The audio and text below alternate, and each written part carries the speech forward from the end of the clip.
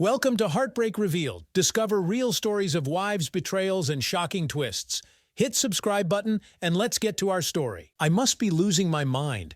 That's what I told myself as I looked at my reflection in the mirror and almost changed my mind again. But I didn't. What I saw was a woman in her early 40s with long brunette hair and sharp green eyes now narrowed with determination. I looked down at my body, still toned and well-proportioned, and ran my hands down my sides and over my hips. I decided to keep the black lacy bra and matching panties I had chosen, then reached for my jeans. I slipped them on, an errant thought reminding me that I had to iron Tom's slacks and shirts before I put them away. I dismissed that thought immediately. It had no place in what I was doing. With some effort, I slipped the button into the slot and let out the deep breath I had been holding. I needed to do that just to button these jeans. I knew they were a size too small, but Tom liked them, and so did I. Again, the unwanted thought crept into my mind as I looked at the curve of my hips and the tight fit of the jeans on my thighs, especially where my legs joined. I liked the way I looked when I wore them. I knew I should have either let them out or put them into the bag for charity, but these jeans were just what I wanted to wear today. I told myself, almost mockingly, that Alex would like them as well. I blushed at my own thoughts before pulling an oversized sweater over my head to cover the tight blouse. I made sure the neck was snug, not showing any skin, and that the bottom hung down over the tight swells of my butt. I looked at myself once more, making a turn to show all of me, and decided that it was perfect.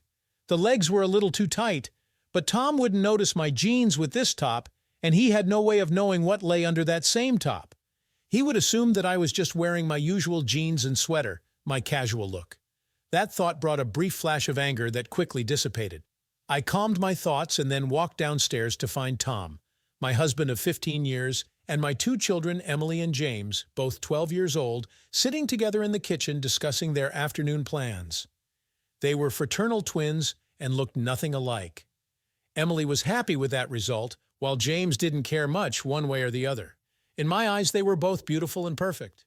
Right now, they were all smiling and sharing some secret among themselves that also wasn't unusual for this family. They weren't real secrets. Our family was well-adjusted and healthy, and we discussed our problems openly and freely. But just the suggestion of a secret was enough to get some well-meaning arguments started, just good family fun. I sat down and listened for a few minutes without really caring what they were talking about. I just wanted to look at my family again before doing what I planned for the afternoon. I looked first at Emily, the daughter whom I loved without reservation. She took after me in her looks. She was tall for her age, taller than her brother, and likely to stay that way throughout high school. She was cute, her brunette hair worn long and straight, the bangs over her brow giving her huge green eyes a continuously surprised look. She was well proportioned for her height, without that skinny look that a lot of teen girls hang on to until late in their development. To top it off, she was bright and intelligent. James was more like his father, Tom. James and Tom were both short and stocky. Tom was just 2 inches taller than I was, and James was not far behind. Tom was well-built, his chest and shoulders wide and well-developed, and his hips narrow above strong, muscled legs, while James still had to grow into his bones. He was almost as tall as his dad, but he didn't have the strong definition to his body that would come with maturity. Both had the same dark brown hair and gray eyes, and both shared the same wild sense of humor. That humor drove his sister crazy at times, but she knew it was just fun. I loved it and treasured it. When they finally slowed down, I got their attention and asked to review my list once more. This was a list of things that each needed that I would pick up while on my once-a-month trip to the mall. I had always loved to shop, while James and Tom hated it. Emily would go, but now only with her friends. Going to the mall with her mother was not cool. So I planned my trips to go alone, armed with my list. Today was a little different, but none of them had any clue as to how different it was going to be. They only knew that this was my routine and they all accepted it. I counted on it as I began to review with each one what they wanted. As I went through this activity, I reviewed in my own mind what items I had already purchased. I had begun this list earlier and gone to the mall several times over the last 2 weeks to pick up as many of the items as I could in advance. The twins had added some last-minute things to the list over the past several days, But that was no problem. I did intend on going to the mall for at least a half hour before leaving for my real destination. I could finish my shopping in that time. As they finished with comments on my paying attention to their special wants, I felt a tug of guilt that I quickly pushed back. I had made my decision, and I was not going to change my mind now. This afternoon had been planned for almost a month, and I felt more than ready. I had begun planning it almost immediately after the last one. Only I and one other person knew about my plans for this Saturday afternoon, and he wasn't part of my family. And to be sure, the decision to do this hadn't been easy. It took a lot of arguing and persuading with my own self to finally decide that it was something I really wanted to do. Even after I made the decision, the arguing wasn't finished.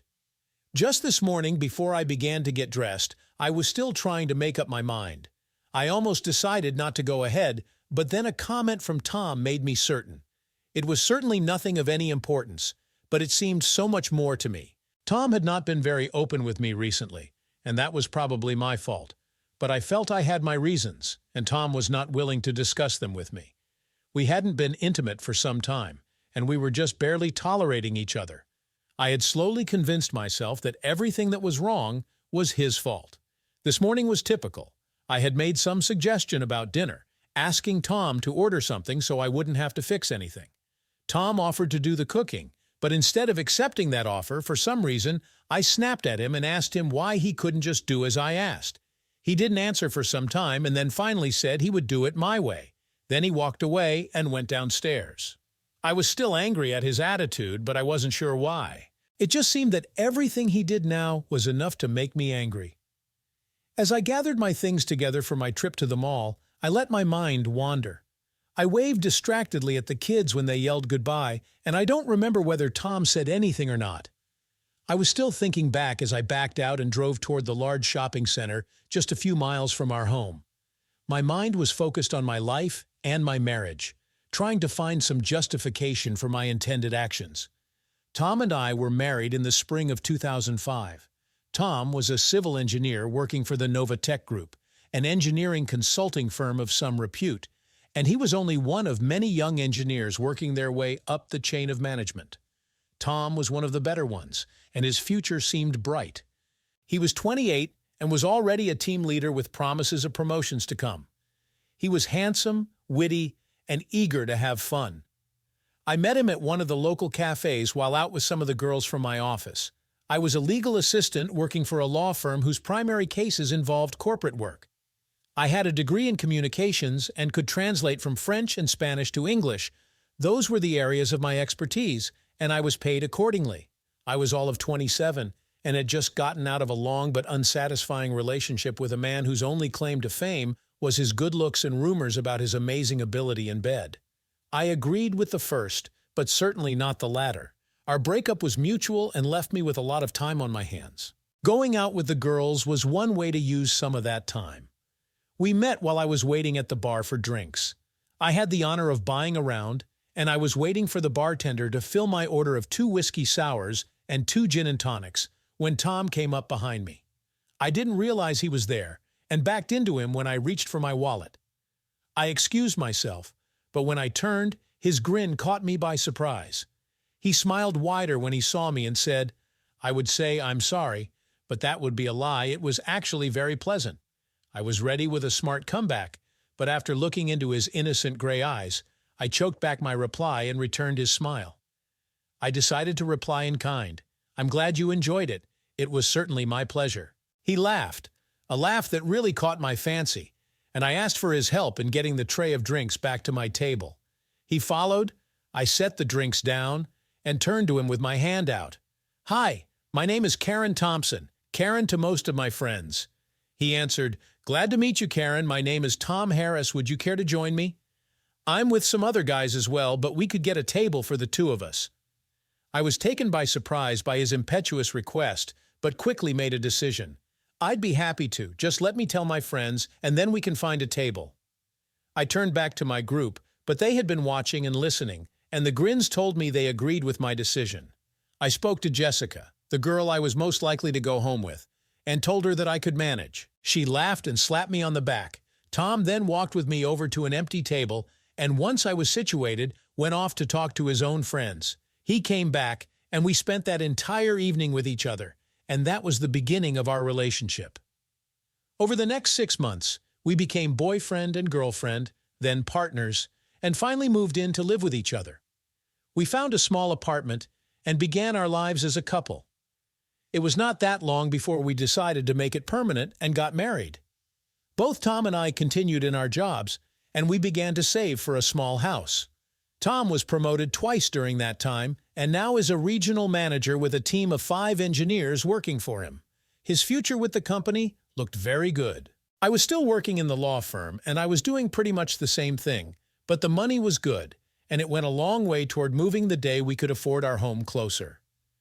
We continued in that way for the next 3 years before I announced to Tom that I was pregnant. He was so happy he couldn't stop calling people and bragging about becoming a father. I was happy he was happy, but I was also getting to that point where I would have to quit and stay home with the babies.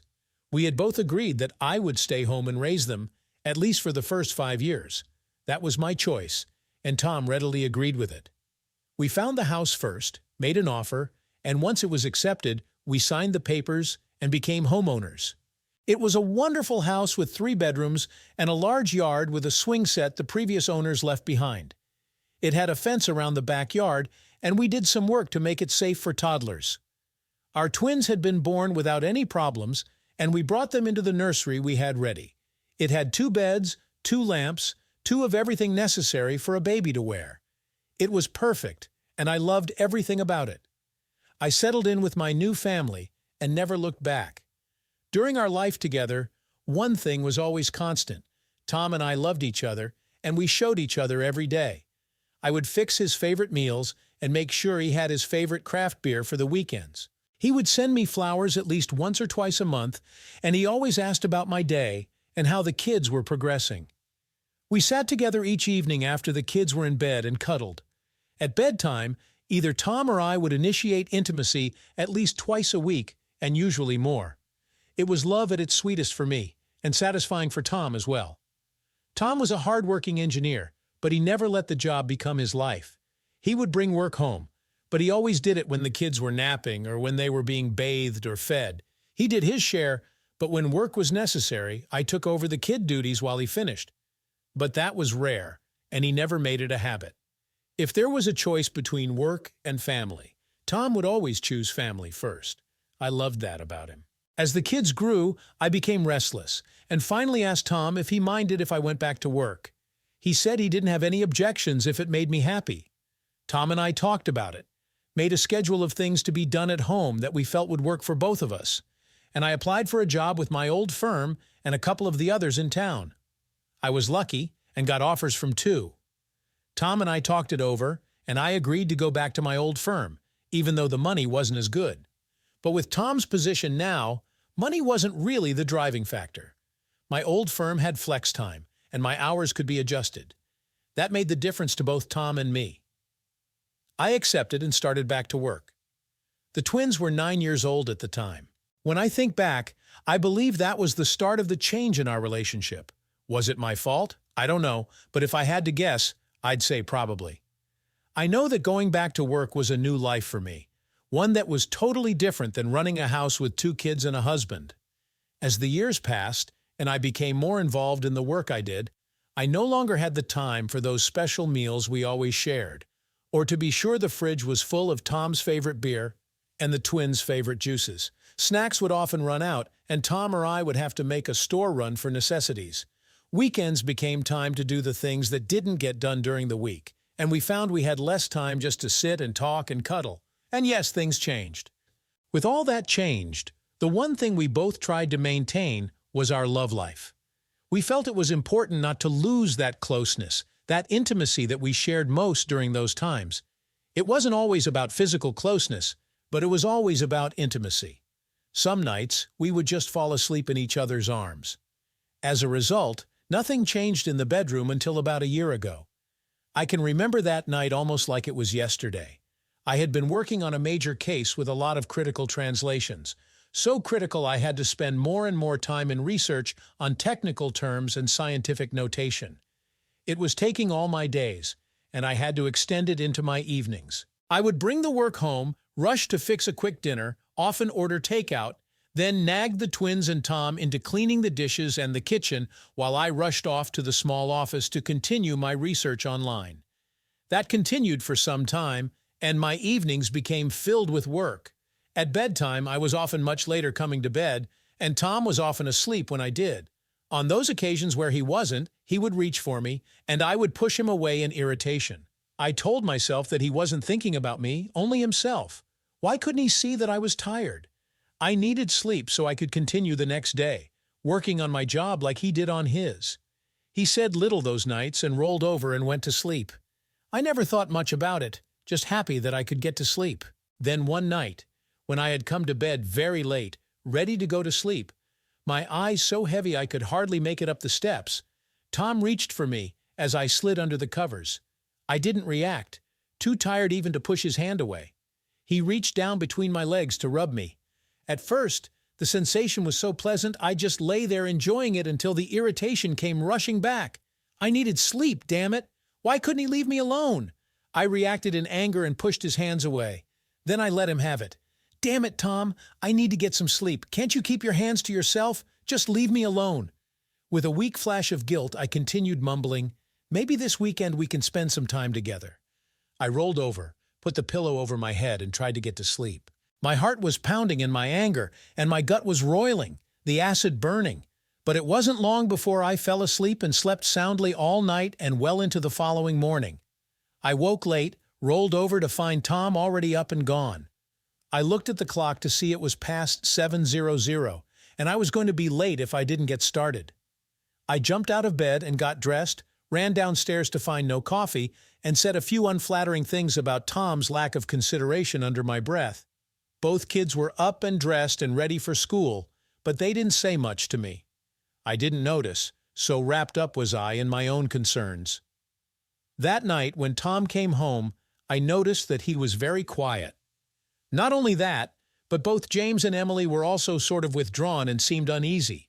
I asked them what the problem was, but both denied any concerns. I decided to let it go and asked Tom after they went up. I went into the office and worked on the translation still outstanding until very late. By the time I went out to find Tom, he had already gone up to bed.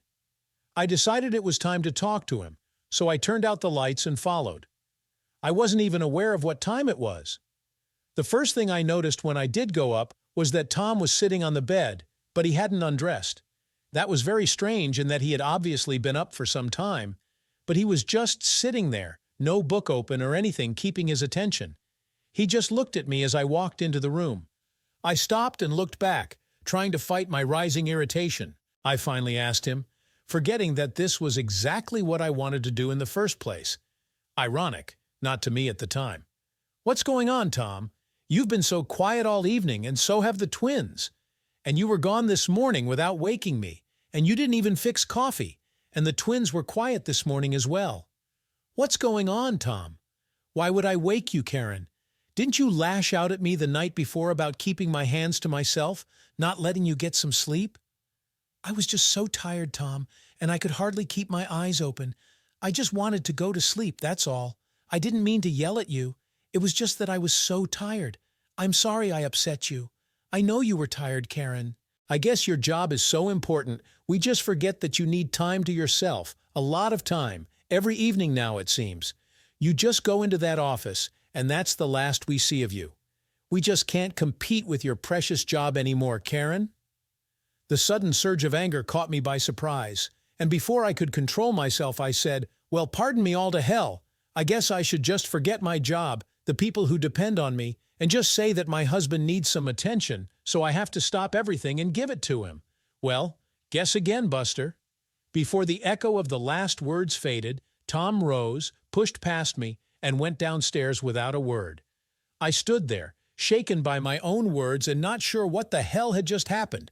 I was stunned and unable to move. After what seemed like ages, I finally walked over to the bed and just collapsed. My head was spinning and my mind was in turmoil. I was shocked at myself for my outburst and ashamed as well. I tried to understand what I did and why I did it, but nothing came to me.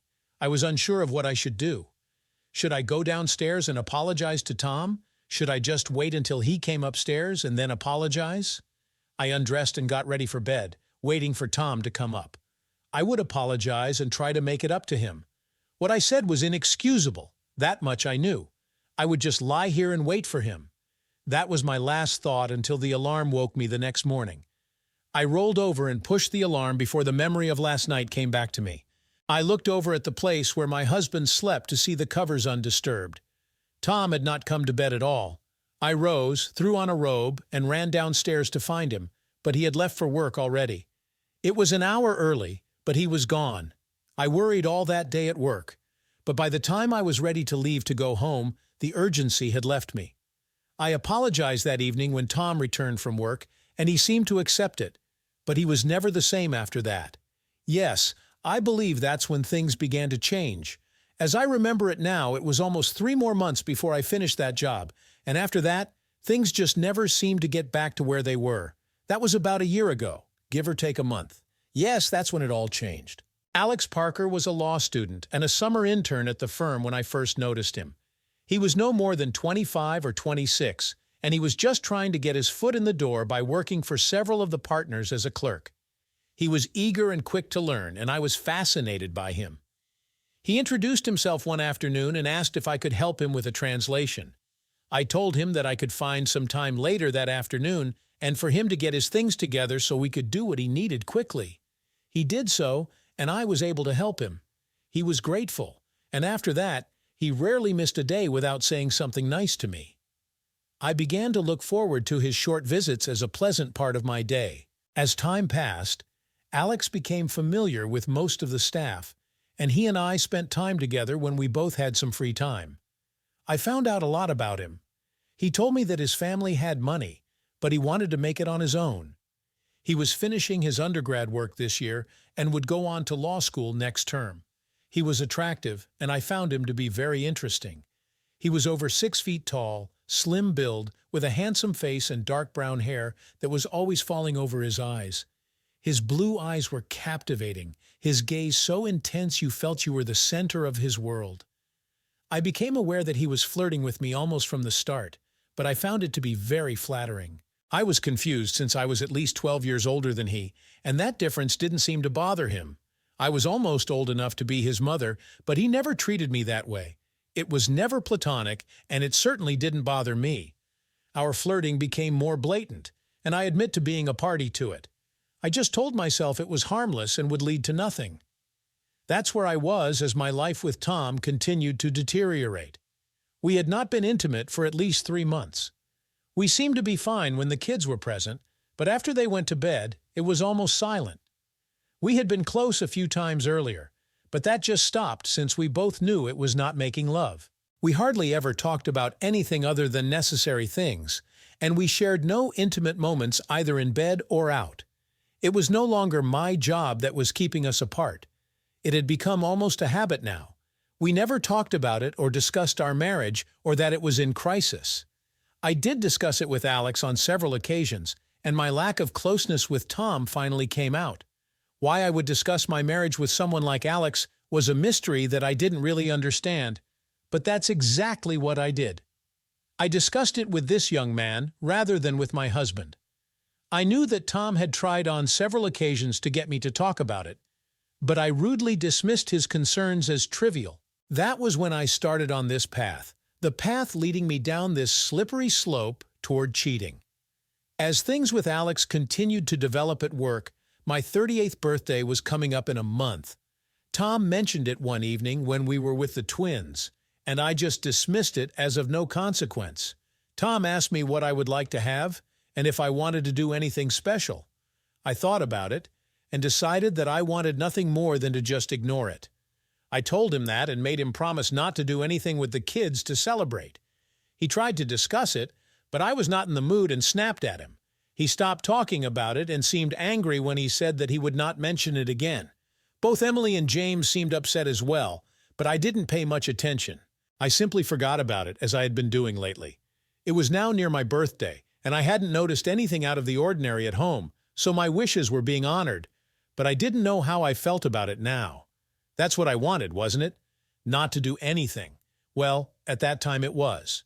Now, as I talked about it to Alex, I made it seem that Tom had just pushed me aside and decided to do nothing. How did I come to that? I didn't have a clue. I guess in my own clouded thinking, I was trying to minimize my husband and maximize my own suffering while drawing Alex into my illusion. I think I had already begun to rationalize my feelings of abandonment and place the blame on my husband. I know that none of that was real, but in my mind, it all began to build up, and my resentment began to grow. I used my relationship with Alex to vent my anger and my frustrations. Alex was a perfect foil for my resentments. He listened, he sympathized with me. He made flattering comments about my beauty and how he would never desert me as Tom had. He never missed a chance to downgrade Tom or build me up as a desirable woman. Even though he was much younger than me, he said he understood me and my needs. He told me that girls his age were shallow, interested only in fun. I was more mature, and I understood what was real. By the end of the month before my birthday, Tom and I had discussed the idea of meeting outside work. I mentioned my monthly mall trip and asked if he would like to meet me for a drink afterward. He agreed and we made plans. That Saturday, I had my list, and I was moving quickly through the mall since I was very familiar with all the stores. I usually enjoyed this time to myself, more so lately. Although I was shopping for all of us, I was alone, and I loved browsing the store windows without having to hurry or please someone else's schedule. I was almost finished when I felt a tap on my shoulder and turned to see Alex standing behind me. I smiled as a jolt of pleasure went through me. I was happy to see him, and we chatted as I moved toward my next stop. I went in, Alex right with me, and I admit to being pleased that this young man was so intent on being with me. After the first store where I found all my items, the fun of sharing my choices with someone who was interested was a pleasure. The afternoon passed quickly, and when I was finished, I noticed that the time had just flown by. It was already 4:00, and I had to leave to make it home in time for dinner, so I reluctantly agreed when Alex suggested we have a quick drink before I left. We walked to a nearby cafe, ordered a couple of drinks, and found a quiet corner where we could talk. I was so wrapped up in the conversation, the way Alex made me feel so special, that I lost track of time. I didn't want it to end. I knew I had to leave soon, but I didn't want to. Alex must have sensed my hesitation, and he gently placed his hand on mine. "Karen," he said softly, "you deserve to feel appreciated, to be with someone who truly values you." His words were like a balm to my wounded ego, and before I knew it, we were both leaning in, our lips meeting in a soft, lingering kiss. It felt so different from the kisses I shared with Tom, filled with a passion I hadn't felt in years. My heart raced, and when we finally pulled away, I felt breathless. I knew this was wrong, but the thrill of it was intoxicating. I excused myself after another few minutes, claiming I needed to get home before Tom started to worry. Alex offered to walk me to my car, and I accepted, grateful for the company. As we reached the parking lot, he pulled me into his arms for another kiss, this one deeper and more intense. I could feel the heat rising between us, and it scared me. I pulled away, mumbling something about needing to go, and hurried to my car. As I drove home, my mind was in turmoil. What had I done? What was I doing? The guilt gnawed at me, but there was also a strange sense of exhilaration that I couldn't deny. I walked into the house, my mind still with Alex and the time we spent together. I was so involved with my thoughts, I didn't see the empty boxes in the garage, the mess in the kitchen, or the stacks of dishes in the sink. As I walked through the kitchen and down the hallway, I didn't notice the extra chairs in the living room or the banner stretched across the family room over the fireplace. My mind elsewhere, I walked upstairs to the bedroom to change my clothes and get rid of the tight jeans and the see-through blouse before Tom could see it. I was humming to myself, the pleasure of my afternoon with Alex still coursing through my blood, the heat of the time we spent together making my face burn. I also could feel the soreness between my legs, and I knew that I would feel worse tomorrow. I thought then that it was a good thing Tom and I hadn't been intimate for some time. He wouldn't be likely to notice anything amiss. I walked into the bedroom and almost ran into Tom standing just inside the doorway. I stopped in confusion as I took in his presence. "Tom, you scared me. What are you doing standing there?" I was beginning to panic. My top was half off, and I suddenly realized that the blouse and my tight jeans were visible to Tom if he looked. I quickly pulled my top down again as I tried to push past him. It was not to be as he blocked my path and then asked me a question that I wasn't expecting. "Where were you? Where have you been? And who were you with?" Tom's voice was harsh and cold, and it took my breath away. I stopped, stepped back, and stared into his eyes. They were cold and hard. That was the first thought that came into my head. Tom's eyes were so different, more different than I had ever seen them. He had light gray eyes that normally sparkled when he looked at me, but now they seemed darker, less alive, more steel gray than before. Why were his eyes so different? As his words penetrated, I gasped and thought to myself that he knew, but he couldn't know. I had been so careful, so sure of myself. I had never mentioned Alex in my conversations, never mentioned our lunches or our time together at work.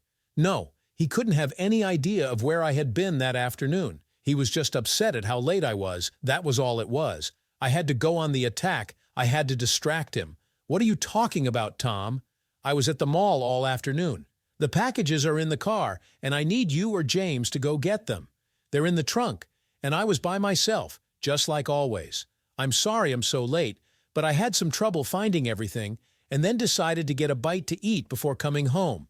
That's all." Tom didn't say anything but grabbed me by the hand and dragged me from the room, down the steps and into the kitchen. I tried to resist, but he didn't even pause. He wasn't very gentle about it, but I was almost afraid to say anything to him. I stumbled after him, my heart beginning to pound in my chest, and I was having trouble breathing naturally.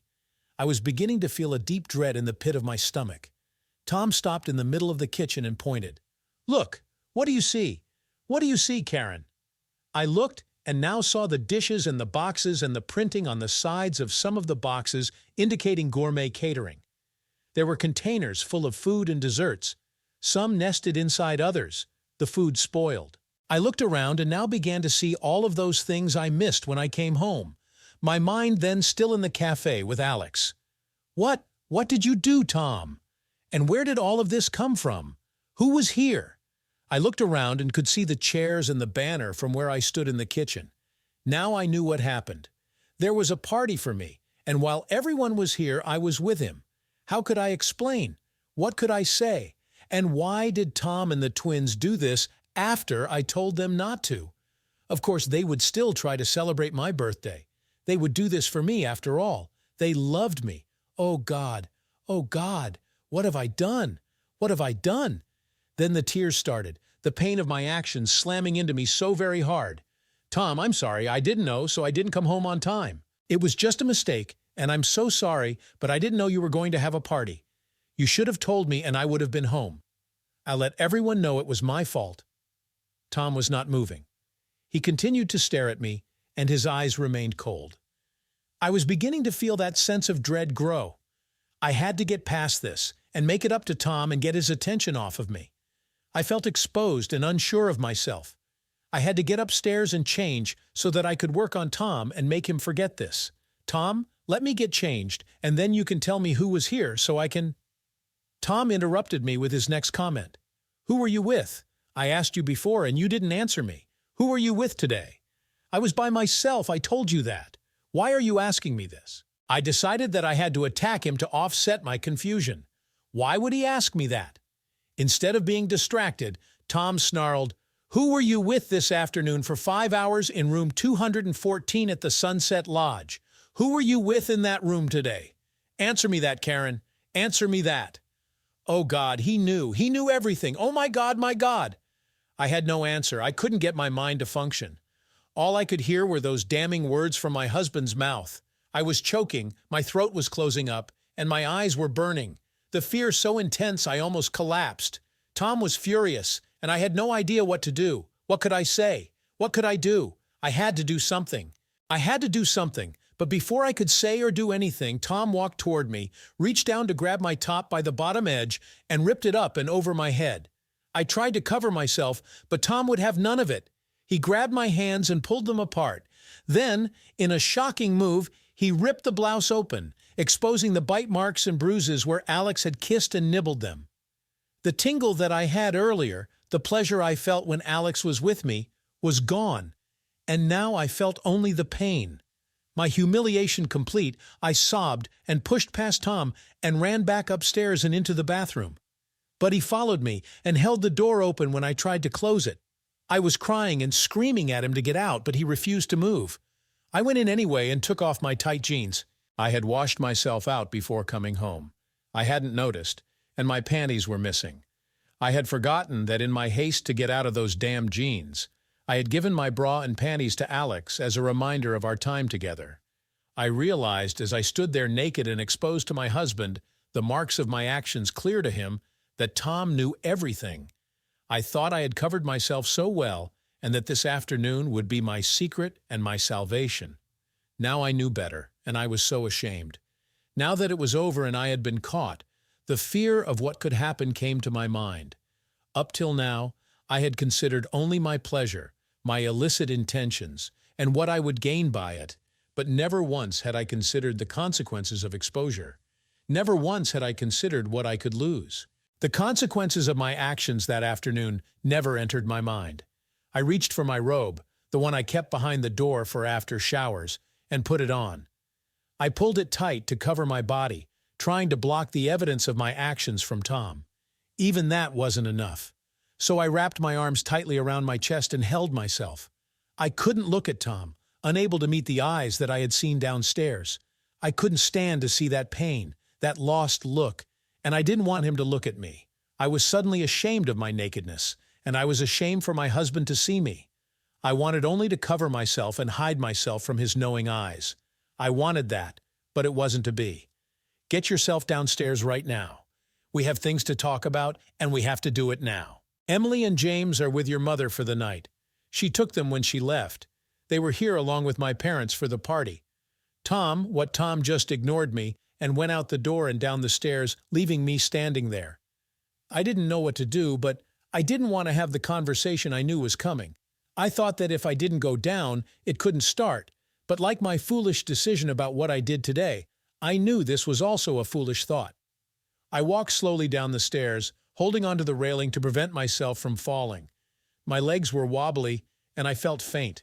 I walked slowly into the kitchen, pushed aside a stack of boxes, not caring where they fell, and sat down at the table. Tom was already sitting, staring at the tabletop. As I looked at him, I felt some relief that I couldn't see his eyes now, but I did see a tear roll down his cheek. That took my breath away. How could one little tear do that? But it did, and it told me more by itself than 1,000 words could say. I knew then my selfish actions had hurt Tom so very badly, and suddenly I saw the result of my actions clearly. My feeling of dread was now in full force. What do the children know, Tom? What do they know? Please tell me. I was hoping against hope that they knew nothing. They know, Karen. I'm sorry, but they know. Tom still wouldn't look at me, but his words were like a slap to the face. Why would you tell them, Tom? Why would you hurt them before talking to me? Why would you do that? I was angry. Angry at Tom for telling them, and angry at myself for making it possible to hurt them. I didn't tell them, Karen. They overheard your sister tell me. It was an accident. Really just a stupid accident. Patty just stumbled into it. It was her job to follow you today, to make sure you didn't come home too early when we were still setting up, and then to let us know when you started for home so we could get ready to spring up and yell surprise when you walked through the door. She was just protecting our surprise for you. Tom sat up straight, his eyes drilling into mine. I noticed without thinking how red his eyes were now. I asked myself why they would be red. I answered my own question, crying, of course. How stupid of me. Patty followed you, and then when she saw you with some man, she got interested. She followed the two of you out to your car and watched you kiss him. She said the way you were kissing told her that something was wrong. She ran to her car and got in time to follow your car to the Sunset Lodge a couple of blocks away. She watched you and that man go into room 214 and then waited for 10 minutes. When you didn't come back out, she walked up to the room and was able to peek into the window where the drapes didn't come completely together. She saw enough. Tom was now without emotion. He continued, his voice becoming colder and more remote as he relayed the information my sister had given him. She drove home to let me know what she saw. She was sobbing and almost hysterical, but she wasn't going to tell me. I made her sit down and take a breath, and then tell me what was bothering her. She didn't want to, knowing it was going to hurt me, but with everyone here and waiting to surprise you, she had little choice. As she was telling me what she saw, I looked around and saw Emily and James standing there. They heard it all. Oh God, Tom, what did they do? What did they say? Oh God, what have I done? They were crushed when they heard Patty tell me what you were doing. Emily broke down and cried, and James just stood there cursing. I didn't even try to stop him. I let them alone until they were done, and once they had let it out, I tried to talk to them and calm them down. It took some time, and then I had Patty talk to your mom and dad to let them know what happened. That had to be done so that they could handle Emily and James tonight. I listened in absolute horror. How had it all come apart so quickly and so completely? One afternoon, just a simple decision to do something I had never before considered, and this was the result. My family broken, my parents and my children aware of it all, and my husband. Was there any hope for me? Could I put my family back together after this? I stopped my stupid crying and tried to pull myself together. I had to try to do whatever I could to make this right. Tom, what now? Can you ever find it in your heart to forgive me? I swear to you that this was the first and only time I've ever done anything like this, and I can promise you it will never happen again. Never. I stood and walked around the table to stand next to Tom. I put my hand on his shoulder to comfort him, but he angrily pushed me away. I stood back, my shock at his anger bringing a new batch of tears as I waited for his answer. I don't think there's any way that can happen now, Karen. You see, I made a mistake today as well. When Patty told me what you were doing, I had to see for myself. I didn't believe you would do something like that to us. I just couldn't believe it.